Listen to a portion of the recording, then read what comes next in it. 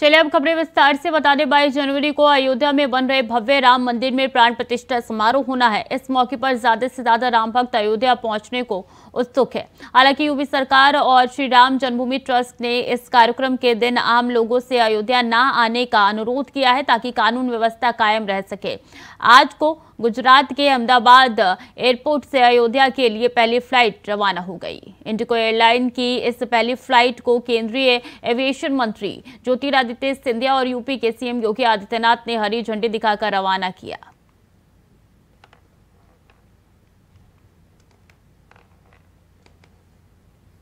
बाईस जनवरी को रामलला के प्राण प्रतिष्ठा कार्यक्रम के अवसर पर देश से आने के जितने भी प्रमुख अतिथिगण हैं, मेरा अनुमान है कि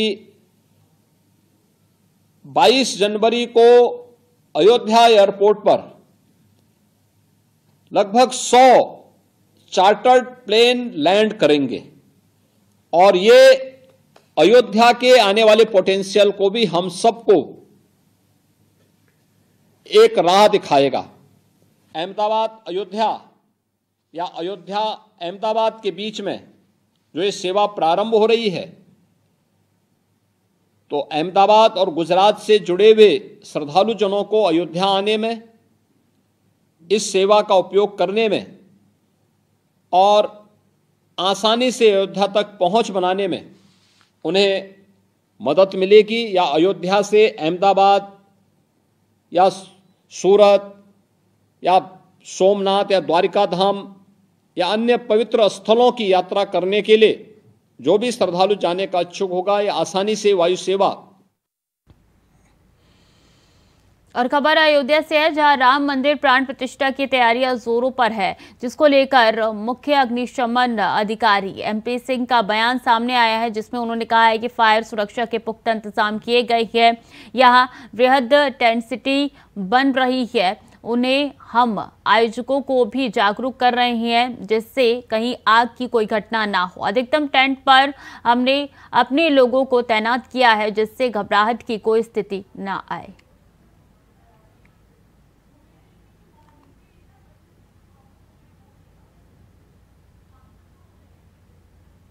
इंतजाम किए गए हैं। इस संबंध में पहले से ही हम लोग लगभग 15-20 दिन पहले से इसमें एक्टिव थे और असेसमेंट करते जा रहे थे, क्योंकि वृहद टेंट सिटी यहाँ बन रहे हैं। लगभग जो हमने अब तक वर्कआउट किए हैं सर्वे करते करते लगभग 14 टेंट सिटी हो गए हैं। स्लोली पहले 2 बने, 4, 6, ये नंबर आज की डेट में लगभग 14 हो गए आज एज ऑफ नाउ। तो हो सकता है एक आध सिटी सर्वे में और कहीं नजर आ जाए। तो आज की डेट में 14 की लिस्ट है हमारे पास।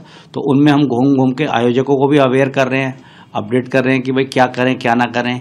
ठंड का टाइम है, जैसे आग ना लगे, अलाव वगैरह जलाएं तो केयर लें। बिजली के वायरिंग है, इनको प्रॉपर अपने रजिस्टर्ड या अच्छे वेंडर्स से कराएं ताकि कोई लूज वायरिंग या कोई मतलब टेक्निकली कोई ओवरलोडिंग या इस तरह की घटना ना हो जिससे आग की घटनाएं बढ़ जाएं।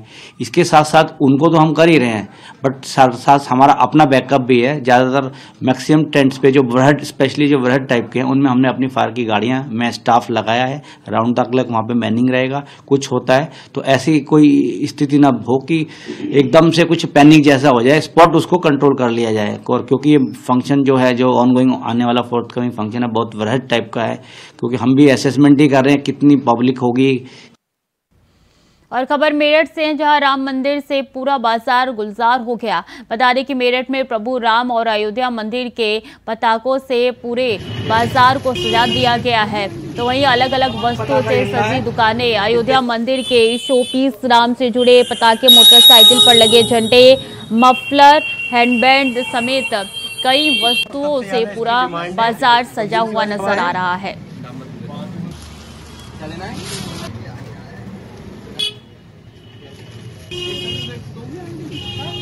पताका झंडा है इससे। और बीजेपी के राष्ट्रीय महामंत्री डॉक्टर राधा मोहन दास अग्रवाल से राम मंदिर समेत कई मुद्दों को लेकर इंडिया वॉइस के संवाददाता सादिक खान ने खास बातचीत की है। सुनिए इस दौरान उन्होंने क्या कुछ कहा। अयोध्या में राम मंदिर बनकर तैयार है। 22 जनवरी को अयोध्या में रामलला विराजेंगे। वहीं पूरे देश में एक अलग ही उत्साह का माहौल है। हमारे साथ आज बातचीत के लिए मौजूद हैं भारतीय जनता पार्टी के राष्ट्रीय महामंत्री डॉक्टर राधा मोहन दास अग्रवाल जी। सर, अयोध्या में राम मंदिर तैयार है, बरसों इंतजार के बाद ये इंतजार की घड़ी अब खत्म होने जा रही है, क्या कहेंगे? देखिए, देश के 142 करोड़ लोग किसी भी धर्म और किसी भी मत के हों, आज सब इंतज़ार कर रहे हैं। और आज़ादी के बाद ये पहला एक उत्सव है जिसमें आप इतना बड़ा उत्साह पूरे देश में देखेंगे। मैं बहुत बार केरल जाता हूँ, उड़ीसा जाता हूँ, पार्टी के काम से हम लोग जाते हैं। अंडमान निकोबार जाता हूँ, लक्षद्वीप जाता हूँ। लक्षद्वीप में 96% मुसलमान हैं। हर आदमी उत्साहित है। हर आदमी को ऐसा लग रहा है कि जैसे जो देश का प्राचीन गौरव था, जो देश की पहचान थी, इतने सालों तक लगातार इस देश का जो राष्ट्रीय भाव था वो अपमानित हो रहा था। आज उनको लगता है कि ये कितनी बड़ी विजय हम लोगों को मिल गई। भगवान श्री राम सिर्फ हिंदू धर्म के आध्यात्य नहीं थे। भगवान श्री राम के कार्यकाल में धरती पर एक भी मुसलमान नहीं था, एक भी ईसाई नहीं था, एक भी सिख नहीं था। इन धर्मों के प्रादुर्भाव के पहले के भगवान श्री राम थे और इसलिए उनकी अपनी धार्मिक अवधारणा में उनके पैगंबरों और उनके प्रतिनिधियों के आने के पहले के जितने भी महापुरुष थे वो सब उनके आराध्य थे। इसलिए सबके हृदय में एक अलग प्रकार की खुशी है। अभी मैं कल गोरखपुर गया था अक्षत निमंत्रण बांटने के लिए। जिन घरों में मैं पैर रख रहा हूँ उन लोगों के चेहरों पर जो उत्साह मैं देख रहा हूँ, जो खुशी देख रहा हूँ, जैसे लग रहा है कि वो इंतज़ार कर रहे हैं कि कोई उनसे कहे कि आइए और अयोध्या चलिए। और मुझे तो एक दूसरा प्रकार का डर लग रहा है। पूरे देश में जितना उत्साह भगवान श्री राम के इस मंदिर को लेकर के है, अगर वो सारे लोग कहीं अयोध्या चल पड़े तो एक बहुत बड़ी समस्या देश के सामने आने वाली है 22 जनवरी को। और इसलिए हम लोग हर जगह एक व्यवस्थित पद्धति से जाकर सबसे आग्रह कर रहे हैं कि कृपया 22 तारीख को मत आइए। अयोध्या अभी विकसित होता हुआ शहर है। इस देश का दुर्भाग्य रहा है कि भगवान श्री राम की नगरी अभी तक सही तरीके से विकसित नहीं हुई थी। एक अच्छा रेलवे स्टेशन नहीं था, एक एयरपोर्ट नहीं था, संसाधन नहीं थे। आज आप जाकर देखिए पिछले 5 सालों में 7 सालों में अयोध्या कैसे बदल गई है। लेकिन आज भी अगर पूरे 142 करोड़ लोग अयोध्या की ओर चल पड़ेंगे तो उसके लिए भी अयोध्या तैयार नहीं है। इसलिए हम लोग प्रयास कर रहे हैं कि किस प्रकार से लोगों को इस बात के लिए सहमत कराया जाए कि देश में जितने भी मंदिर हैं 22 जनवरी को वो उन सारे मंदिरों को भगवान श्री राम का मंदिर मान लें और उन्हीं मंदिरों में बैठकर भगवान श्री राम की पूजा कर लें। हम लोग इस प्रयास में लगे हुए हैं कि 22 तारीख के बाद सुनियोजित पद्धति से जितनी क्षमता अयोध्या की है उतनी क्षमता के हिसाब से लोगों को धीमे धीमे भगवान श्री राम के दर्शन करने का अवसर दिया जाए। सर, जहाँ एक तरफ लोग उत्साहित हैं रामलला के दर्शन करने के लिए, वहीं दूसरी ओर जिन्हें निमंत्रण मिलना है, कांग्रेस ने अस्वीकार किया निमंत्रण को और साफ तौर पर कांग्रेस ने कहा है कि ये आरएसएस और बीजेपी का इवेंट है। देखिए, तो उनका दुर्भाग्य है।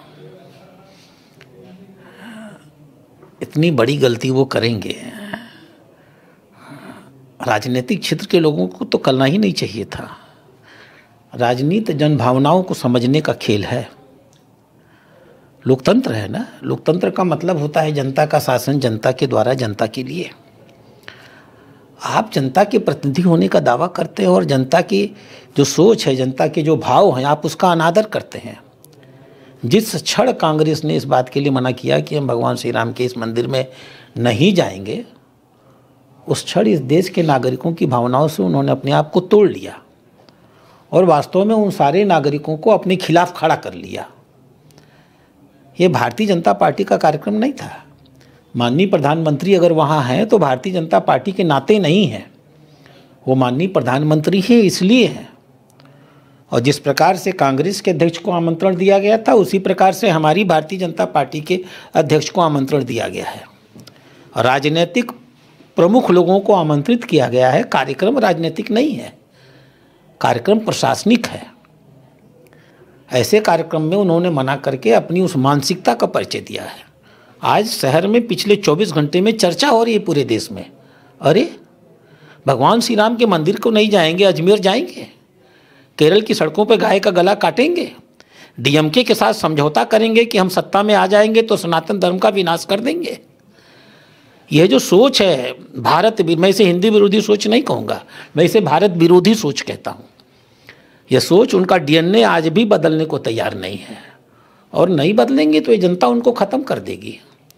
लोकतंत्र में जो जनता की भावनाओं की अवहेलना करके जनता का प्रतिनिधि बनना चाहेगा, जनता उसको उसकी सीमा बता देती है। सर, एक उत्तर प्रदेश के नेता हैं समाजवादी पार्टी के स्वामी प्रसाद मौर्य, उन्होंने कार सेवकों पर जो गोलियां चलाई थी उन्हें जायज़ ठहराया है। लगातार अपने बयानबाजी के जरिए वो ऐसे बयान देते रहते हैं, लेकिन अभी तक कोई ऐसी ठोस उन पर कार्रवाई नहीं हुई है। दोबारा उन्होंने बयान दिया। वो तो बयान ही इसलिए दे रहे हैं कि चर्चित हों। उन्होंने माननीय मुलायम सिंह जी का राजनीतिक हश्र नहीं देखा है क्या? लेकिन व्यक्ति अगर सुनियोजित पद्धति से जानबूझकर की रणनीति के तहत चर्चित होने के लिए बयान दे रहा है, तो कहीं ना कहीं यहाँ है मामला। तो यहाँ का मामला तो भगवान ठीक करते हैं। हम लोग को उनको नोटिस भी नहीं लेना चाहिए था। हम हर व्यक्ति की हर बात को नोटिस लेते चलेंगे। लोकतंत्र है, उनको कहने का अधिकार है, वो कह लें जो कहना चाहते हैं। जनता समय आने पर उनको सबक सिखाएगी। अभी पिछले चुनाव में सबक सिखाई थी ना, विधानसभा का चुनाव वो लड़े थे ना, अपने उसी क्षेत्र से लड़े थे जहाँ से वो थे ना। क्या हुआ?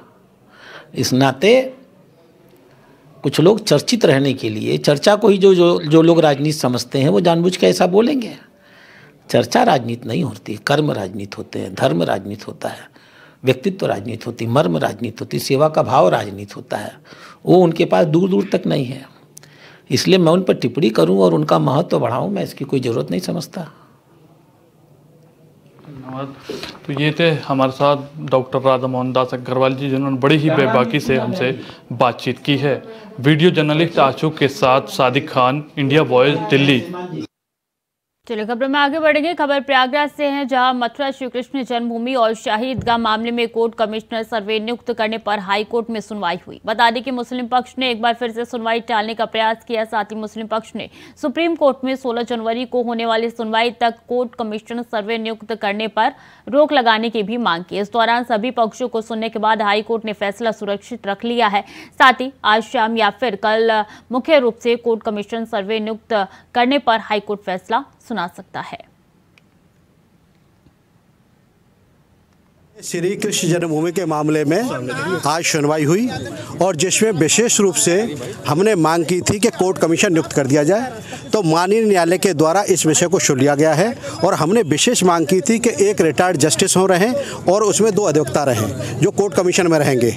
ये माननीय न्यायालय से अनुरोध किया था और माननीय न्यायालय ने सभी को सुना है। लेकिन प्रतिवादीगण का ये कहना है कि उनके एक अधिवक्ता नहीं है आज उपस्थित, और दूसरा 16 तारीख सुप्रीम कोर्ट में लगी है, तो जब तक के लिए इस मामले को पोस्टपोन कर दिया जाए। लेकिन कोर्ट ने इस पर कहा कि ये नहीं चलेगा और माननीय न्यायालय ने सभी पक्षों को सुना है। और सुनने के बाद हमारा विशेष रूप से अनुरोध ये था कि बहुत ही, क्योंकि इमरजेंसी है, वहाँ के जो प्रतीक है, हिंदू प्रतीक, उन्हें मिटाने का प्रयास किया जा रहा है और जब हिंदू प्रतीक मिट जाएंगे तो उसका अस्तित्व ही खत्म हो जाएगा। तो हमने माननीय न्यायालय से अनुरोध किया था कि वहाँ तुरंत वहाँ पर कोर्ट कमीशन नियुक्त किया जाए। तो कोर्ट कमीशन नियुक्ति को लेकर के माननीय न्यायालय ने ऑर्डर हमको सुन लिया है और सुनने के बाद ऑर्डर को रिजर्व कर लिया है। और जन्मभूमि शाही ईदगाह मामले में सुनवाई हो चुकी है, फैसला सुरक्षित रख लिया गया है, क्योंकि हिंदू पक्ष की तरफ से जल्द इस पे कोर्ट कमीशन नियुक्त करने की मांग उठ रही थी और ऐसे में 16 तारीख की डेट जो है वो दी गई थी, लेकिन हिंदू पक्ष की ओर से जल्द इसको किए जाने की मांग थी। खबरों में आगे बढ़ेंगे। इंडिया गठबंधन की सीट शेयरिंग पर समाजवादी पार्टी प्रमुख अखिलेश यादव ने कहा है कि मुझे उम्मीद है कि गठबंधन की जो बातचीत हो रही है वो अच्छे माहौल में हो रही है, इसका पता आपको बहुत जल्द लगेगा।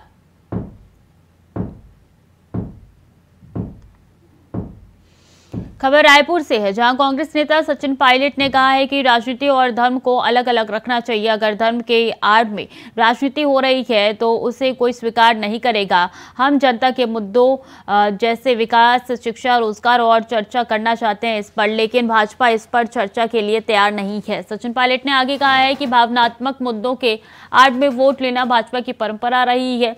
कोई कभी भी मंदिर जा सकता है, लेकिन इस तरीके का जो राजनीतिकरण हो रहा है उससे कांग्रेस पार्टी ने गलत ठहराया है।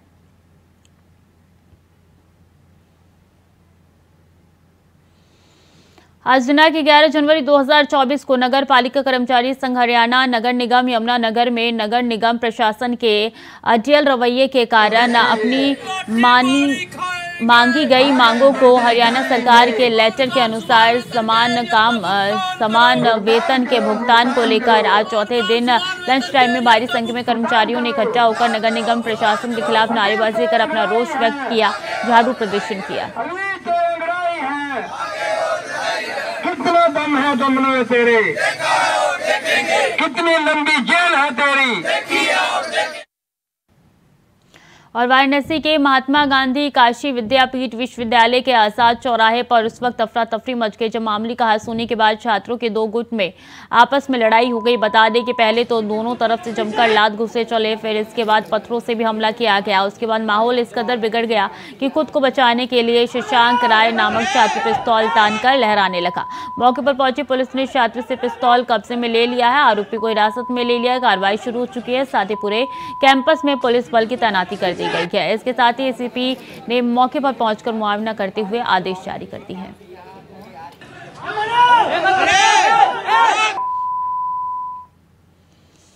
और एनडीए गठबंधन के सहयोगी दल अपना दल नेता और योगी सरकार में कैबिनेट मंत्री आशीष पटेल ने आगामी लोकसभा चुनाव को लेकर बड़ा बयान दिया है। बता दें कि उन्होंने दावा किया है कि एनडीए गठबंधन ने यूपी की सभी 80 लोकसभा सीटों पर इस बार जीत दर्ज करेगी। कैबिनेट मंत्री आशीष पटेल ने कहा है कि अपना दल एस 2014 से एनडीए गठबंधन के साथ है। इस बार कितनी सीटों पर अपना दल एस लोकसभा का चुनाव लड़ेगा, इस पर समय आने पर अपना दल बीजेपी के शीर्ष नेतृत्व से बात कर सीटें तय करेगा। वहीं राम मंदिर और प्राण प्रतिष्ठा पर विपक्षी दलों के नेताओं के विवादित बयान पर उन्होंने प्रतिक्रिया देने से साफ तौर पर इनकार कर दिया, लेकिन उन्होंने कहा है कि अपना दल इन सभी धर्म और संस्कृति का सम्मान करता है।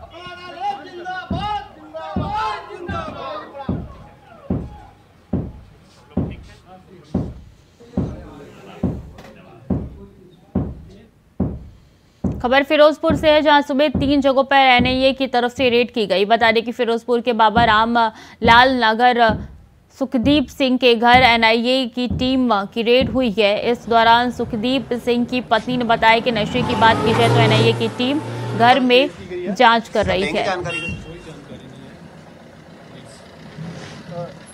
सर, जैसे ये पंजाबी कलाकार है तो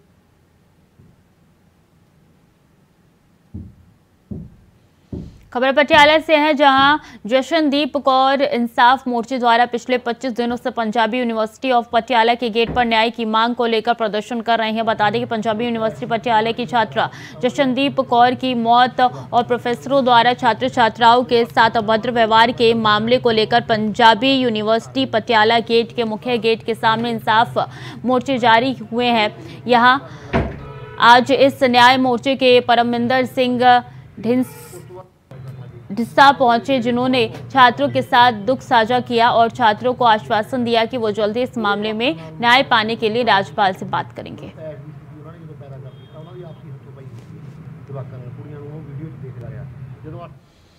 खबर पठानकोट से है, जहां विदेश जाने की चाह में कई नौजवान गलत रास्ता अपनाकर विदेश का रुख कर रहे हैं, तो वहीं ट्रैवल एजेंट भी नौजवानों को बड़े बड़े ख्वाब दिखाकर उनसे लाखों रुपए ठगने के कई मामले सामने आ चुका है। ऐसा एक मामला पठानकोट में भी देखने को मिला, जहां एक युवक अवैध रूप से अमेरिका गया था। इसके बाद वो पनामा के जंगलों में खो गया, जिसका कोई सुराग नहीं मिला है। युवक की आखिरी बार पिछले महीने अपने परिवार से बात हुई थी, तब से लेकर अब तक उसकी कोई बातचीत अपने परिवार से नहीं हुई है। तो वहीं परिवार के सदस्यों ने इसकी शिकायत पुलिस को दी, जिसके चलते पठानकोट पुलिस की ओर से अलग अलग धाराओं में 2 लोगों पर मामला दर्ज कर लिया गया है और आगे की कार्रवाई शुरू कर दी है।